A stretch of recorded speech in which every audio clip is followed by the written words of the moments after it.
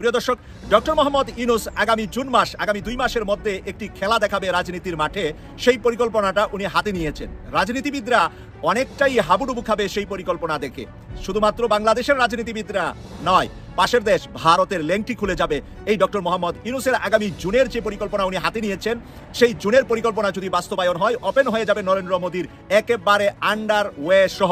এই শ্রী শ্রী অকারানন্দ প্রভুপাদ মনে হয় জিন্দেগি ভালো হবে না, মাসুদ ভালো হবে, উই ভালো হবে না। প্রভুপাদ কেন করছি? কারণ উই যা কাজ করিচ্ছে তাতে এটা ছাড়া আর কোনো কিছু পাওয়া উচিত হবে। অকারানন্দ প্রভুপাদ বাংলাদেশে ইন্ডিয়ার মূল চালিকা শক্তি হয়ে উঠছে, তার উপরে ভর করেছে ইন্ডিয়া। আওয়ামী লীগ আজ মিছিল করেছে এয়ারপোর্ট এলাকায়। আমি ফেসবুকে কারো লেখায় দেখলাম যে এই মিছিলটার পরিকল্পনা নাকি মোটামুটি জানান দিয়েই হচ্ছিল এবং এটা জোগাড় যন্ত্র চলছিল বেশ প্রকাশ্যেই। তারপরও মিছিলটা ঠেকানো গেল না। 5-7 মিনিট ধরে একটা মিছিল হলো এবং পরে তারা সরে গেলেন। দুদিন আগে, তার আগে মানে রিসেন্ট টাইমস, আমি গত 1 সপ্তাহ বা 10 দিনের মধ্যে অন্তত আরো দুবার আওয়ামী লীগকে মিছিল করতে দেখা গেছে প্রকাশ্যে, দিনে দুপুরে ঢাকার রাস্তায়, মুখ না ঢেকে। কখনো কখনো দেখা গেছে মাস্ক করে করছে। সেই জায়গা থেকে আওয়ামী লীগ সরে আসছে, তারা মিছিল করছে। গুরুত্বপূর্ণ প্রশ্ন হচ্ছে, আওয়ামী লীগের এই কর্মসূচি নিয়ে আসলে কি করা দরকার? অনেকবার কথা বলেছি আমি এই কথাটা, সরকারের কাছে বারবার বলতে চাই। সেটা হচ্ছে আওয়ামী লীগের কর্মসূচি সরকারের একটা বড় ঝামেলা তৈরি করতে যাচ্ছে। বাংলাদেশ সেনাবাহিনী আস্তে আস্তে আরো কঠোর হবে, একটা ঘোষণা দিয়েছে। টের পাইছেন তো? বিশেষ করে যারা কথায় কথায় দৌড় দিয়ে রাজপথে চলে যান। ভাই ঠিক আছে, জুলাই আগস্ট রাজপথ থেকে উঠে আসছে আগস্ট পরবর্তী বাংলাদেশ, কিন্তু খেয়াল রাখতে হবে এই বাংলাদেশে আপনার আন্দোলন আপনি করেন না, এটা আপনার ব্যক্তি আন্দোলন। যেটা আপনি ক্ষেতের মধ্যে করতে পারেন, আপনি স্কুলের মাঠে করতে পারেন, সোহরাওয়ার্দী উদ্যানে গিয়ে করতে পারেন, জাতীয় চিড়িয়াখানা গিয়ে করতে পারেন, কিন্তু এমন কোনো জায়গায় আপনি করতে পারেন না যেটা আমার সমস্যার কারণ হবে। আগামী 2 মাস পরে ডক্টর ইউনূস এমন একটা চমক দেখাতে যাচ্ছে, যেই চমকের কারণে অবাক হবে বাংলাদেশের মানুষ এবং ধুতি খুলে পড়বে নরেন্দ্র মোদীর। আর একটা বিষয়, সেটা হলো ইতিমধ্যেই কিন্তু আওয়ামী লীগের ঝটিকা মিছিল বের হচ্ছে। যেইভাবে আওয়ামী লীগ ধীরে ধীরে অগ্রসর হচ্ছে, তাতে বোঝাই যাচ্ছে যে আওয়ামী লীগ নতুন করে আবারও রাজনীতিকের মধ্যে ঢুকে পড়ছে। যদিও 2 দিন আগে একটা সংবাদ শোনা গেল যে আওয়ামী লীগের নেতাকর্মীরা শেখ হাসিনাকে বাদ দিয়ে নতুন করে রাজনৈতিক দল গঠন করতে যাচ্ছে। আসলেও কি তাই, নাকি এর মধ্যেও রয়েছে অন্য কোনো রহস্য? প্রিয় দর্শক শ্রোতা, বিস্তারিত জানবেন আজকের এই ভিডিওর মাধ্যমে। তাছাড়াও পিনাকি ভট্টাচার্য বর্তমান সেনা প্রধান জনাব ওয়াকারুজ্জামানকে নিয়ে কিন্তু নতুন করে আবারও একটা বিশ্লেষণ করেছে, যেখানে জনাব ওয়াকারুজ্জামান সাহেবকে আসলে দোষারোপ করতেছে। কেন না জানি, ভিডিওগুলো দেখলে হয়তো বুঝতে পারবেন। আসলে আমরা তো বিশ্লেষক না, আর সেগুলো তো বিশ্লেষণ করতেও পারবো না। তো সবাইকে বলবো একটু ধৈর্য সহকারে আজকে ভিডিওটি আপনাদের সবাইকে দেখতে হবে, কারণ যে ভিডিওগুলো আজকে আপনাদের সাথে শেয়ার করার জন্য নিয়ে এসেছি, সেই ভিডিওগুলোর অংশ বিশেষ কিন্তু আপনারা ভিডিওর শুরুতে দেখেছেন। তো দেখেই তো বুঝতে পেরেছেন যে আসলে আজকের এই ভিডিওটা কতটুকু গুরুত্বপূর্ণ এবং কতটুকু আকর্ষণীয় হতে চলেছে। তো চলুন তাহলে আর কথা না বাড়াই, সরাসরি একটা লাইক দিয়ে মূল ভিডিওগুলো দেখে আসি। দর্শক, ডক্টর মোহাম্মদ ইউনূস আগামী জুন মাস, আগামী 2 মাসের মধ্যে একটি খেলা দেখাবে রাজনীতির মাঠে। সেই পরিকল্পনাটা উনি হাতে নিয়েছেন। রাজনীতিবিদরা অনেকটাই হাবুডুবু খাবে সেই পরিকল্পনা দেখে। শুধুমাত্র বাংলাদেশের রাজনীতিবিদরা নয়, পাশের দেশ ভারতের লেংটি খুলে যাবে এই ডক্টর মোহাম্মদ ইউনূসের আগামী জুনের যে পরিকল্পনা উনি হাতে নিয়েছেন, সেই জুনের পরিকল্পনা যদি বাস্তবায়ন হয়, ওপেন হয়ে যাবে নরেন্দ্র মোদীর একেবারে আন্ডারওয়ে সহ। সকল কিছু ওপেন করে দিবে ভারতের। যখন ভারত খুব বেশি পই পই চই করছে, তখনই এই পরিকল্পনাটা জোরালোভাবে উনি সামনে এগিয়ে নিয়ে এসেছেন। আমরা জানি যে 25 এবং 26শে ফেব্রুয়ারি পিলখানায় আমাদের জীবন গিয়েছে 57 জন আমাদের সেনা অফিসারের। সেই পিলখানার বিষয়ে এখন বাংলাদেশ প্লাস ভারত কারা কারা জড়িত ছিল, সকল জড়িতদেরকে সামনে এনে জুনের মধ্যে যাতে করে বিচার কার্যক্রম শুরু করা যায়, সেই ব্যাপারে জোরালো পদক্ষেপ নিয়েছেন ডক্টর মোহাম্মদ ইউনূস। জেনারেল ফজলুর রহমান স্যারকে ডেকে এনে কমিশনকে তাগিদ দিয়েছেন যে আগামী জুনের ভিতরেই কমিশনের রিপোর্ট যেন বাস্তবায়ন করে জন্য তৈরি করে রিপোর্ট যেন জমা দিয়ে দেন। আর সেখানেই চলে এসেছে দেশ এবং বিদেশ থেকে, বিভিন্ন জায়গা থেকে এই অপারেশনে, এই হত্যাকাণ্ডে জড়িতদের নাম।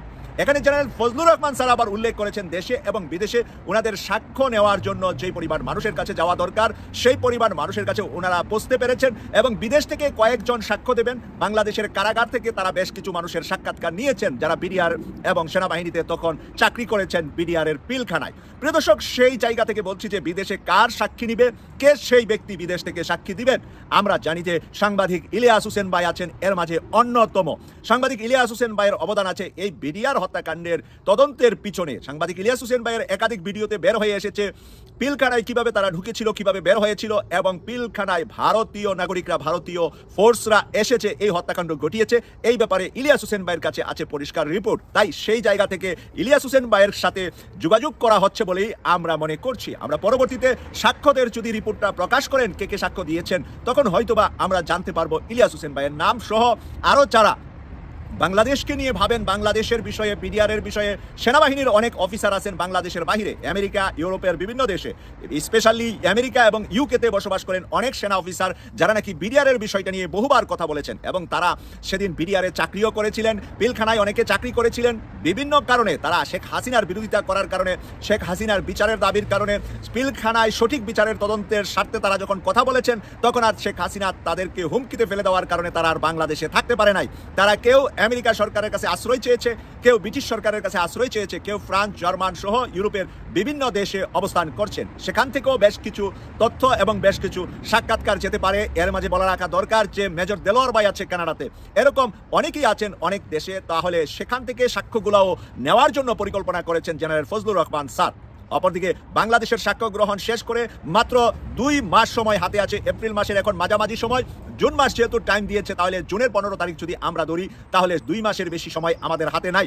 আর এন্ড অফ দ্য জুনেও যদি তারা রিপোর্টটা দেন, তাহলে 2 মাস 12-13 দিন আমাদের হাতে আছে। এরই মাঝে ডক্টর মোহাম্মদ ইউনূস যেই খেলাটা দেখাবেন, সেই খেলাটাই, সেই সাপের খেলায় একেবারেই জনগণের ম্যান্ডেট, জনগণের চিন্তা চেতনা নির্বাচন থেকে ফেরত গিয়ে ডক্টর মোহাম্মদ ইউনূসের বাস্তবায়ন যাতে করতে পারে তার পরিকল্পনা, সেদিকে আমার মনে হয় যে এবার 90+ পিপুলের সমর্থন পেয়ে যাবে ডক্টর মোহাম্মদ ইউনূস।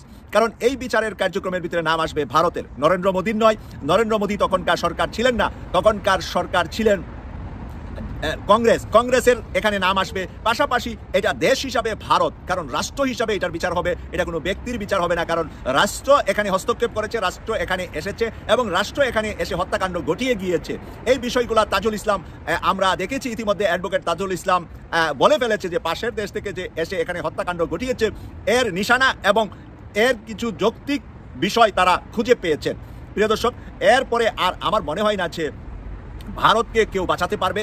যদি ভারতকে আটকিয়ে দিতে পারে ডক্টর মোহাম্মদ ইউনূস, আর ভারত তখন আন্তর্জাতিক আদালতে অপরাধী হয়ে যাবে। বাংলাদেশে ভারতের বিচার করতে না পারলে তখন আন্তর্জাতিক আদালতে ভারতের বিচারের ব্যবস্থা করা হবে। কারণ ডক্টর মোহাম্মদ ইউনূস হলেন আন্তর্জাতিক খেলোয়াড়। আন্তর্জাতিক খেলোয়াড় বাংলাদেশের একটি ছোট্ট মাঠে খেলতে এসেছেন, তাই এখানে খেলাটা ওনার জন্য খুব বেশি কঠিন হবে বলে আমরা মনে করছি না। আমরা বারবার এই কথাটাই বলে আসছি যে আন্তর্জাতিক বিশ্বকে চালাতে পারে যে ব্যক্তি, সে ব্যক্তি এখন বাংলাদেশকে চালাচ্ছে। এটা বাংলাদেশের সৌভাগ্যের বিষয়। আর বাংলাদেশের দুর্ভাগ্যের বিষয় হবে যেন তেনভাবে উনি বিচার কার্যক্রমগুলো শেষ না করে যদি নির্বাচন দিয়ে পলিটিক্যাল দলগুলোর হাতে ক্ষমতায় দেয়, তখন তারা ভারতকে ভয় পেয়ে ভারতকে এখানে টেনে আনতে পারবে না শেখ হাসিনা, ওবায়দুল কাদের সহ খুনিদেরকে বিচারের কাঠগড়ায়। খুনিরা এর মাঝে কে বেঁচে থাকবে, কে মরে যাবে, সেটা বিষয় না। বিষয়টা হলো খুনিরা কয়জন বাংলাদেশ আনতে পারবে বা না আনতে পারবে, সেটাও বিষয় না।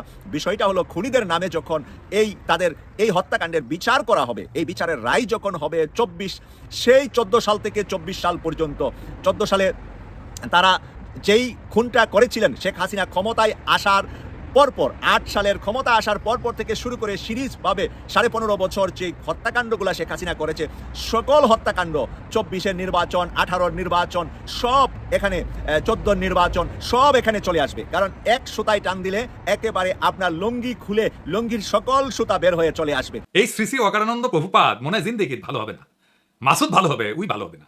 প্রভুপাদ কেন করছি, কারণ উই যা কাজ করিচ্ছে তাতে এটা ছাড়া আর কোনো কিছু করা উচিত হবে না। ওয়াকানন্দ প্রভুপাদ বাংলাদেশে ইন্ডিয়ার মূল চালিকা শক্তি হয়ে উঠছে, তার উপরে ভর করেছে ইন্ডিয়া।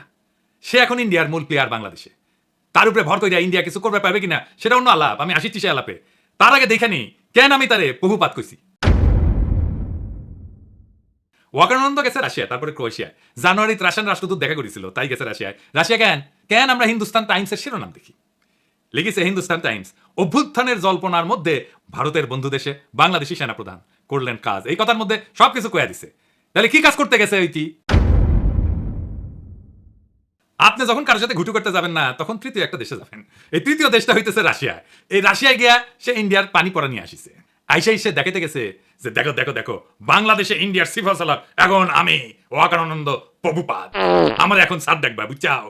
গেছে বৌদ্ধ বিহারে, দেখেছেন হিন্দুস্তান টাইমস কি নিউজ করলো এবার দেখেন। বাংলাদেশ ভাগের কথা উঠতেই এবার মৌলবাদীদের কড়া বার্তা সেনাপ্রধানের। ওয়াকার বললেন, দেখে যাও।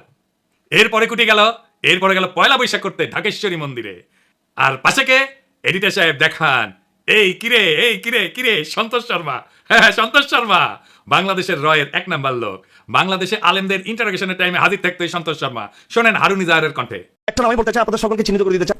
সে হচ্ছে এই একটা পত্রিকা ইদানিং খুব দেখা যায়, কালবেলা পত্রিকার সম্পাদক সন্তোষ শর্মা, সে সরাসরি ওই বিদেশি এই কান্ট্রির ম্যানেজার পক্ষ থেকে, স্টেশন ম্যানেজার পক্ষ থেকে সে সরাসরি সে আমাকে রিমান্ড নির্যাতন করেছিল। সেজন্য ওই কালবেলা পত্রিকার সম্পাদক সন্তোষ এর বিরুদ্ধে শর্মা, ওর বিরুদ্ধে মামলা হতে হবে। এবং সে কিন্তু নিজেকে অনেক বিভিন্ন আড়াল দিয়ে নিজেকে আড়াল করার চেষ্টা করেছে। এরাই কিন্তু আমাদের এই রাষ্ট্রকে সর্বদিক থেকে ধ্বংস করেছে।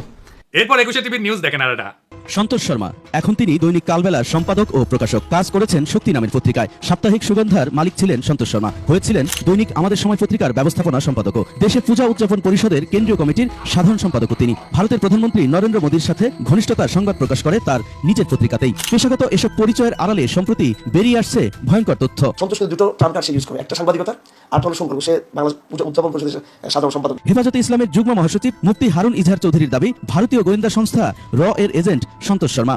এইটা সাহেব, এবার আর ওর আসল প্রভু মোদির সাথে ছবিটা দেখান। এইবার আমাকে প্রিয় সালাউদ্দিন সাহেবের সাথে দেখান, ভিডিওটা দেখান না। দেখেছেন মালটা? এইবার সব হিসাব মিলিছে, খাপে খাপ মমতাজের বাপের মতো মিলে গেল। তার মানে এইটার পিছনে একটা বিশাল পরিকল্পনা আছে ওয়াকারের এই ভিজিটের পিছনে। আমরা একে একে দেখবো ওয়াকারুজ্জামান কেমনে ওয়াকারানন্দ প্রভুপাদ হয়ে উঠলো, সেই জার্নিটা আমরা এক্ষুনি একটু দেখি। ওয়াকারের সাথে তো ইন্ডিয়ার পররাষ্ট্র সচিব ক্যান্টনমেন্টে গিয়ে দেখা করেছিল, তাই না?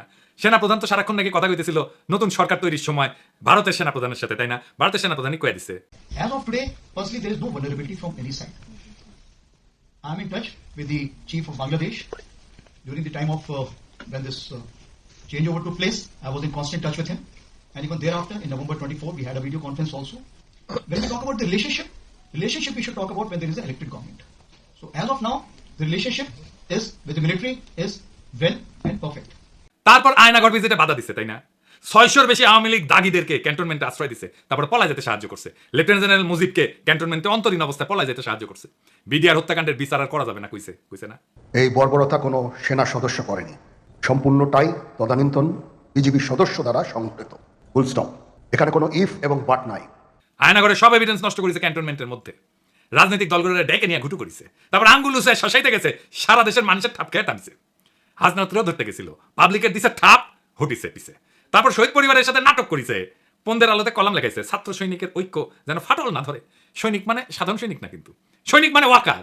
তারপরে সার্জিসরা ম্যানেজ করেছে ওয়াকার, তারে দিয়ে বিবৃতি দেওয়াইছে। তাই সার্জিসরা নিয়ে একটা কথা কওয়া দরকার। অনেকেই কইছে আমি কিছু কই নাই, এখন একটু কই আর কি। সার্জিসের কথাবার্তা শুনে আমি শিওর ওয়াকারের সাথে ওরা একটা গুটু হয়েছে।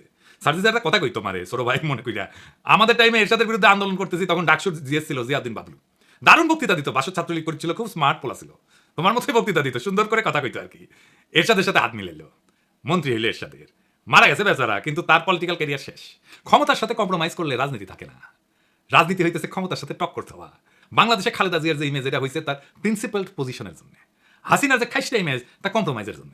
জিয়াউদ্দিন বাবলু তো আমারও নেতা ছিল, আমি তো তখন মফস্বলের ছোট নেতা। আর জিয়াউদ্দিন বাবলুকে কেউ চিনে?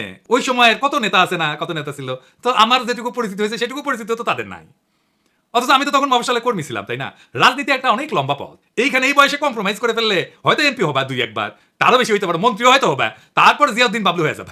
হাসনাত মন্ত্রী এমপি হইতে পারবে কিনা জানি না, কিন্তু বাংলাদেশের নেতা হবে, আগামীর বাংলাদেশের নেতা হবে, যদি তার ইমেজটা এইভাবে ধরে রাখতে পারে। মার্চ ফর গাজায় হাসনাত যে মিছিল করিচ্ছে না, ওর পাশের জায়গাটা তো তোমার হইতে পারতো সার্জিস, হয় নাই? ওই জায়গাটা রাজনীতির। আর ওয়াকারানন্দ প্রভুপাদের সাথে যে কোনো কথাবার্তা নেগোসিয়েশন সব প্রাসাদ ষড়যন্ত্র, ওইখানে রাজনীতি থাকে না। যাই হোক, এই যে ওয়াকার এইসব করিচ্ছে, কেন করিচ্ছে, কিভাবে শুরু হইলো এটা?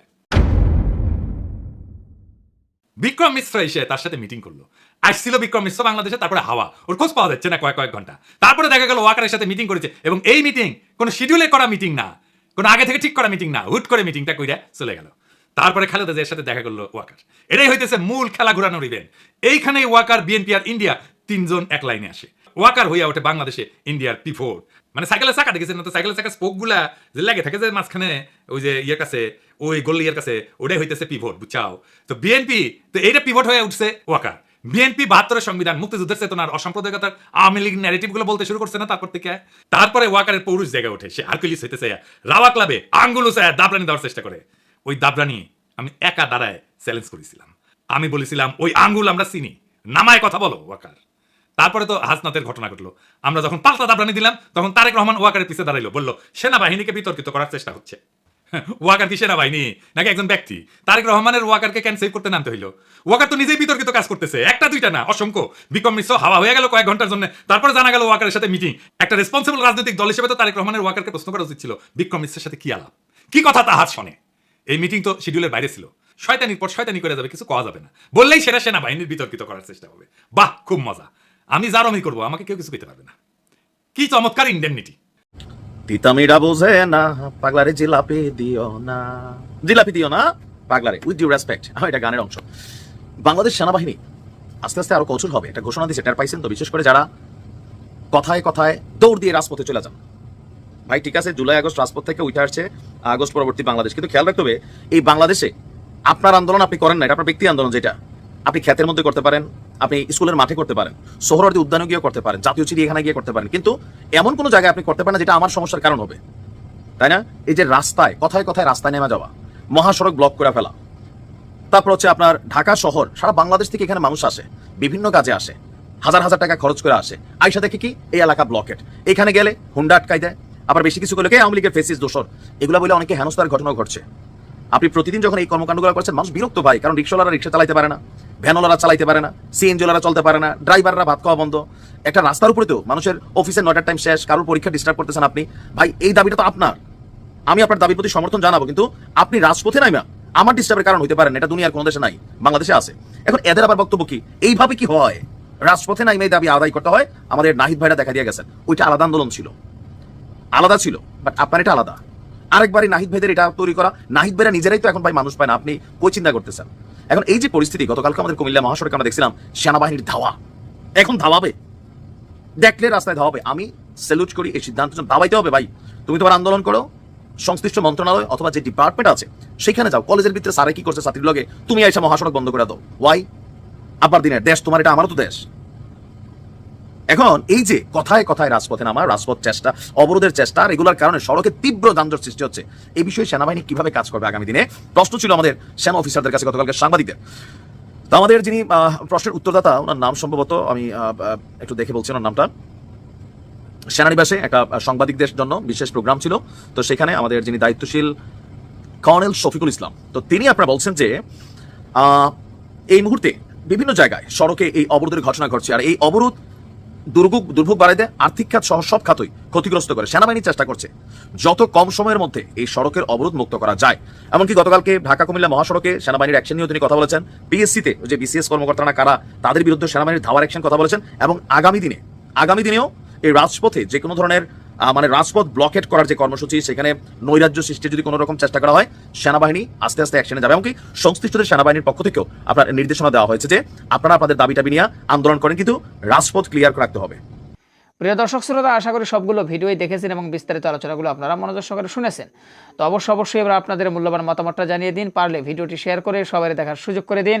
আর আমাদের এই চ্যানেলে যদি আপনারা নতুন হন, প্রতিনিয়ত এই ধরনের সকল প্রকার নিত্য নতুন আপডেট খবরগুলো পেতে আমাদের এই চ্যানেলটি সাবস্ক্রাইব করে আমাদের সাথে থাকুন। ইতিমধ্যে যারা অলরেডি সাবস্ক্রাইব করে দিয়েছেন সবাইকে অসংখ্য ধন্যবাদ জানিয়ে ভিডিওটি এখানে শেষ করছি। সে পর্যন্ত সবাই ভালো থাকবেন, সুস্থ থাকবেন। আল্লাহ হাফেজ।